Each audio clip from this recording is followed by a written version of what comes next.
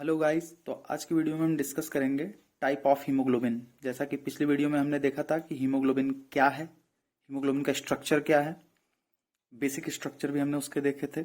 और आज हम डिस्कस करेंगे हीमोग्लोबिन के टाइप के बारे में। जैसा कि पिछली वीडियो में हमने केवल दो ही टाइप के बारे में डिस्कस किया था, haemoglobin A, haemoglobin A2 and haemoglobin F। लेकिन आज हम लगभग सभी हीमोग्लोबिन के बारे में जो डिस्कस करेंगे और कुछ एबनॉर्मल हीमोग्लोबिन के बारे में भी डिस्कस करेंगे। तो देखते हैं, जैसा कि हमने जो डिफिनीशन पढ़ रखा था कि हीमोग्लोबिन एक प्रोटीन है जो कि क्या करता है, ऑक्सीजन को कैरी करता है थ्रू आउट द बॉडी। वो ऑक्सीजन को ले जाएगा, कार्बन डाइऑक्साइड को ले आएगा, इसका मेन फंक्शन है ये। ओके, तो ये हीमोग्लोबिन का जो टाइप होता है वो डिपेंड करता है कि उसमें कौन सा ग्लोबिन चेन जुड़ा हुआ है, चेन पे ही डिपेंड करता है। ग्लोबिन चेन डिफरेंट होगा तो वो डिफरेंट हीमोग्लोबिन होगा।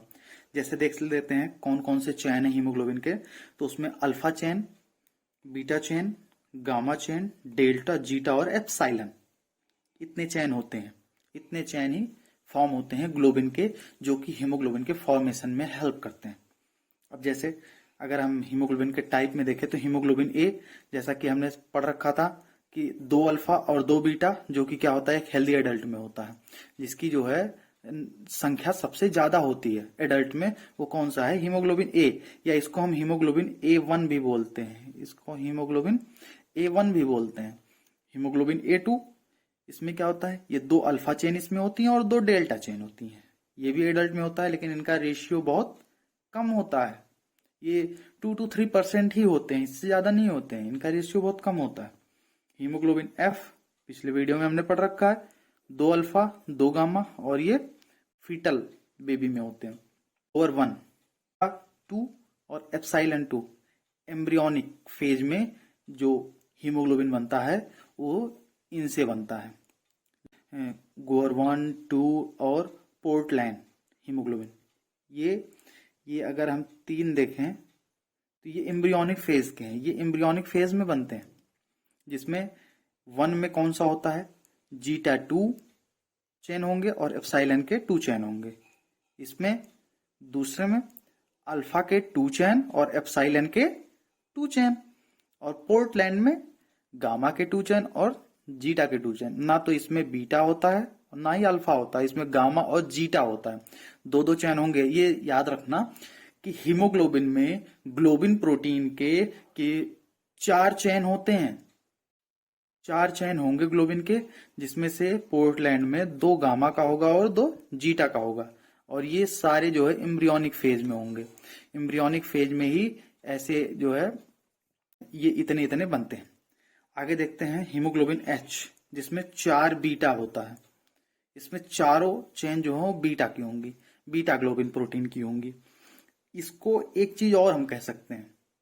ओके, हम पिछले वीडियो में देखे थे थैलास्मिया की कंडीशन। थैलास्मिया क्या होता है, डिलीशन ऑफ चेन।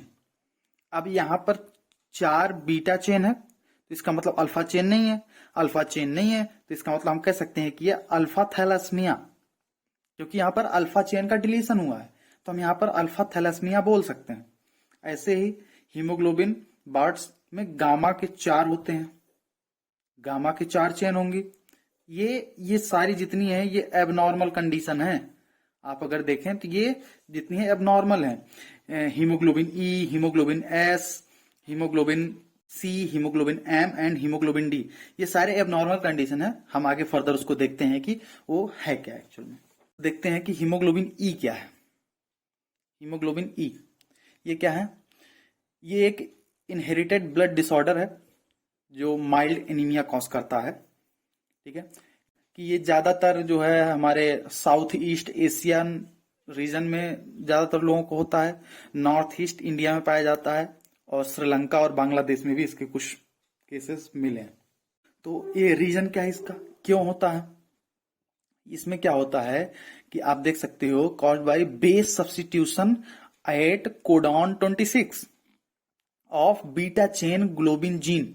जो जीन बीटा ग्लोबिन चेन को बनाती है उसके 26 कोडॉन पोजीशन पर सब्स्टिट्यूशन हो जाता है बेस का, जिसके रिजल्ट में क्या होता है, लाइसिन जो है वो सब्स्टिट्यूट कर जाता है ग्लूटामिक की जगह पर। ग्लूटामिक एसिड क्या है? एसिडिक है, और लाइसिन क्या है? बेसिक है। तो ग्लूटामिक एसिड की जगह पर लाइसिन आ जाता है सब्स्टिट्यूशन में, और क्या फॉर्म कर देता है? हीमोग्लोबिन ई। हीमोग्लोबिन ई फॉर्म करता है। अब हीमोग्लोबिन ई का ट्रीटमेंट क्या होगा? ट्रीटमेंट में हम एलोजेनिक स्टेम सेल ट्रांसप्लांट कर सकते हैं। स्टेम सेल कहाँ होता है? स्टेम सेल जो होता है ये बोन मैरो में होता है। या तो हम स्टेम सेल ट्रांसप्लांट कर दें, और दूसरा क्या हो सकता है? Gene therapy. जीन थेरेपी के थ्रू भी हम इसको जो है ट्रीट करते हैं। ओके, अब हम देखेंगे हीमोग्लोबिन एस। हीमोग्लोबिन एस को सिकल सेल एनीमिया भी कहते हैं। आप सभी इसके बारे में पढ़ चुके होंगे। ये 11th या शायद 12th के सिलेबस में है भी, सिकल सेल एनीमिया। आप जेनेटिक्स पढ़ेंगे तो वहां पर मिलेगा ये आपको पढ़ने के लिए, सिकल सेल एनीमिया, जिसको हंसियाकार लाल रुधिर कणिका भी कहते हैं हिंदी में। तो आप ये देखेंगे कैसे कॉज होता है। ये म्यूटेशन के थ्रू कॉज होता है। म्यूटेशन किसमें? बीटा चेन में। कहां पर म्यूटेशन होगा? Beta chain. Beta globin chain जो होता है वहां पर म्यूटेशन कॉज होगा, तो ये होगा सिकल सेल एनीमिया वाला हीमोग्लोबिन बनेगा। अब इसमें क्या है? Substitution of violin for glutamic acid. Glutamic acid की जगह कौन आ जाता है?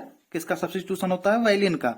As 6th amino acid of the beta globin chain. जो बीटा ग्लोबिन चेन होता है उसके 6th पोजीशन पर ग्लूटामिक एसिड की जगह वाइलिन का सब्स्टिट्यूशन हो जाता है, जिसकी वजह से कौन सा हीमोग्लोबिन बनता है?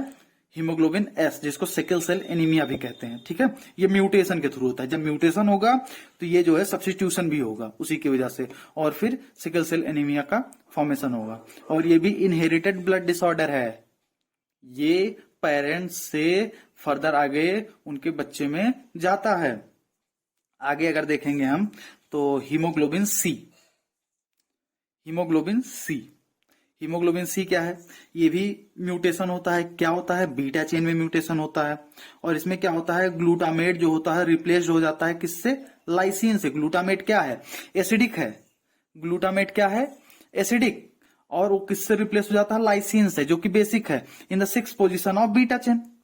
बीटा चेन के 6th पोजीशन पे जो ग्लूटामेट था वो रिप्लेस्ड हो जाता है लाइसिन से, और ये म्यूटेशन की वजह से होता है। और जिसकी वजह से क्या फॉर्म होता है? Haemoglobin C. ये डिजीज कंडीशन है, नॉर्मल कंडीशन नहीं है। ये चीज आप लोग ध्यान रखना। अभी हम बात करेंगे हीमोग्लोबिन डी के बारे में। हीमोग्लोबिन डी क्या है? Haemoglobin D characterised by mild haemolytic anaemia and mild to moderate splenomegaly. जो हीमोग्लोबिन डी है वो कैरेक्टराइज्ड कैसे होगा? अगर माइल्ड हीमोलाइटिक एनीमिया हो बॉडी में, और माइल्ड टू मॉडरेट स्प्लीनोमेगैली।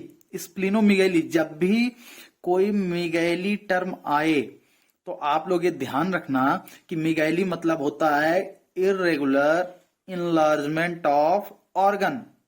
मिगैली जहां पर भी आए किसी भी ऑर्गन के साथ, जब मिगैली जुड़ा हो तो आप समझ लेना उसका इनलार्जमेंट हो रहा है, इरेगुलर इनलार्जमेंट हो रहा है। ठीक है, तो यहां पर स्प्लीन का भी इरेगुलर इनलार्जमेंट हो जाता है। और ये किसका है? कैरेक्टर है हीमोग्लोबिन डी का। किसका है? हीमोग्लोबिन डी का। अगर हीमोग्लोबिन डी फॉर्म हो रहा है तो इसका मतलब वहां पर ये कंडीशन आपको आपके बॉडी में देखने को मिलेगी। और माइल्ड हीमोलाइटिक एनीमिया, हीमोलाइटिक में इसमें क्या होता है? टूटने लगता है, ब्रेक डाउन होता है। और फिर एनीमिया, एनीमिक कंडीशन आती है। जब भी जो है हीमोग्लोबिन और आरबीसी का ब्रेक डाउन होगा तो वो कंडीशन कौन सी होगी? एनीमिया की। ओके, ये होता क्यों है? म्यूटेशन अकर इन बीटा ग्लोबिन जीन। जो बीटा ग्लोबिन प्रोटीन को बनाता है जो जीन, उसमें म्यूटेशन होता है। कहां पर? First base of 121 codon, 121 codon पर। कोडॉन क्या होता है? आप लोग कंफ्यूज होंगे अगर कोडॉन का, तो कोडॉन कुछ नहीं है। कोडॉन क्या है? ये इंफॉर्मेशन को कंटेन करता है, इंफॉर्मेशन को। ठीक, कोई भी जीन होता है वो ढेर सारे कोडॉन से मिलकर बना होता है। तो इसके 121 कोडॉन पर क्या होता है? म्यूटेशन हो जाता है। कोडॉन मतलब क्या? इंफॉर्मेशन। आप सीधा सा समझिए, कोडॉन मतलब इंफॉर्मेशन। ओके, आगे देखते हैं हीमोग्लोबिन एच के बारे में। हीमोग्लोबिन एच क्या है? हीमोग्लोबिन एच अभी तक आप जितना देख उसमें बीटा चेन में ही प्रॉब्लम आ रही थी, बीटा चेन ही डिस्टर्ब हो रहा था। लेकिन अब यहां आपको देखने को मिलेगा अल्फा थैलेसीमिया। अल्फा थैलेसीमिया जो हीमोग्लोबिन एच होता है उसमें कौन सी कंडीशन आती है? Alpha thalassaemia. और जब भी थैलेसीमिया कंडीशन की बात की जाए तो आप तुरंत समझ लेना कि किसी चेन का डिलीशन हो रहा है। वो डिलीशन क्यों होगा? आप अगर देखेंगे वो डिलीशन क्यों होगा, तो जो कोई भी जब चेन बनता है तो उसके 4 जीन होते हैं।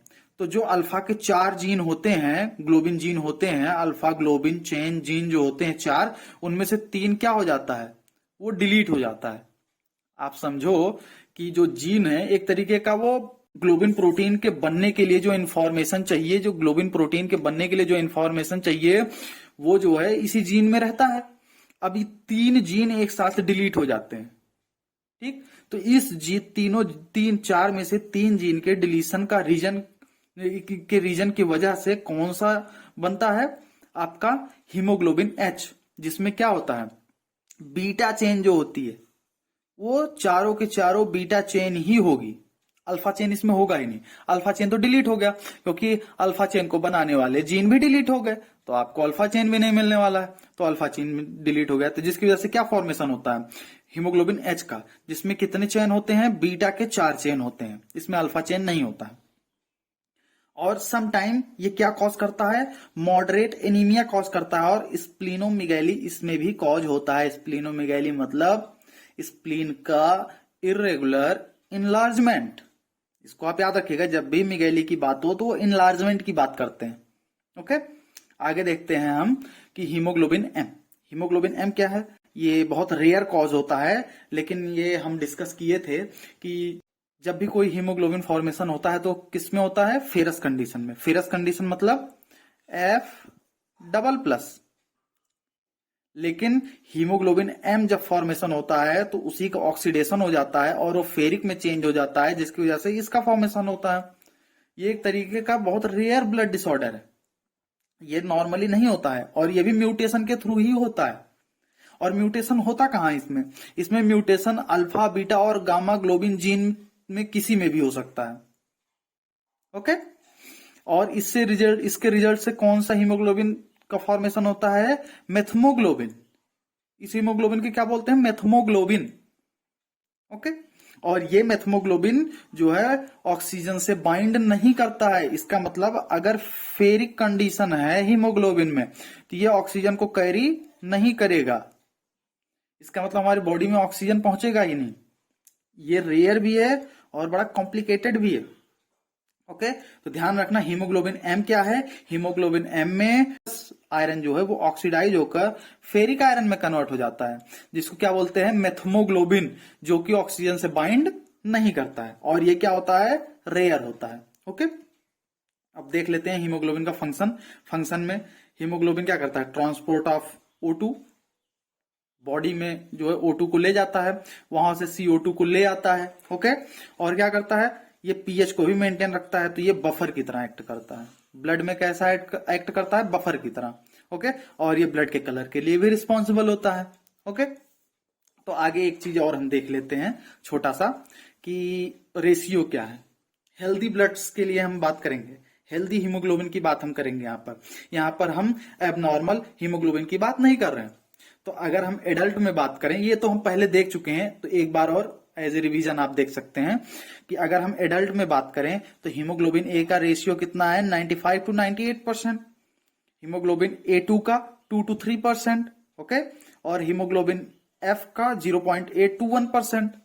ओके, और इन्फेंट में अगर हम देखें तो न्यू बॉर्न बेबी में हीमोग्लोबिन F का रेशियो कितना होता है? 50 to 80%। ओके, और 6 मंथ बेबी को अगर हम देखें आफ्टर बर्थ, 6 मंथ बेबी कौन सा? After birth. तो आफ्टर बर्थ 6 मंथ बेबी जो है उसमें हीमोग्लोबिन कितना होता है? हीमोग्लोबिन F 8% होता है। ओके, और अगर हम बात करें कि ओवर 6 मंथ आफ्टर बर्थ, वो 6 महीने से बड़ा है अगर बेबी, तो हम अगर उसके बारे में बात करें तो उसमें हीमोग्लोबिन F जो होता है 1% to 2% होता है। Okay, that's all. अगर आपको वीडियो हेल्पफुल लगी हो तो आप इसको शेयर करें, लाइक करें और हमारे चैनल को सब्सक्राइब करें, ताकि हम और नए वीडियो बनाते रहें।